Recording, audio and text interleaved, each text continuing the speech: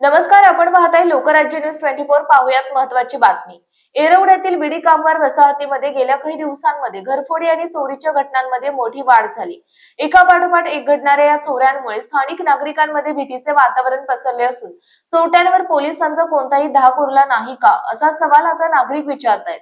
येरवड्यातील बिडी कामगार वसाहतीत अज्ञात चोरट्यांनी धुमाकूळ घातलाय। मंगळवारी पहाटे 3 ते 4 वाजेच्या सुमारास चोरट्यांनी या भागातील तब्बल 4 ते 5 घरांना लक्ष्य करत घरफोडी केली। या घटनेची माहिती मिळताच पोलिसांनी तातडीने घटनास्थळी धाव घेऊन तपास सुरू केला।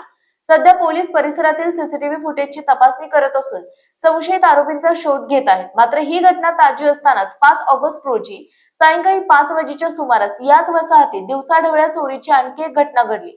भरवस्तीत आणि दिवसाढवळ्या घडलेल्या या चोरीमुळे रहिवाशांमधील चिंता आणखी वाढली। स्थानिक नागरिकांच्या मते चोरीच्या या सलग घटनांवरून चोरटे बिनधास्तपणे वावरत असल्याचं स्पष्ट होत आहे।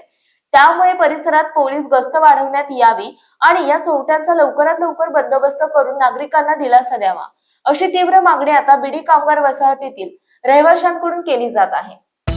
महाराष्ट्रातील महत्त्वाच्या आणि ताज्या बातम्या पाहण्यासाठी आजच आमच्या लोकराज्य न्यूज 24 न्यूज चॅनलला YouTube वर सबस्क्राईब करा आणि बेल आयकॉन प्रेस करा।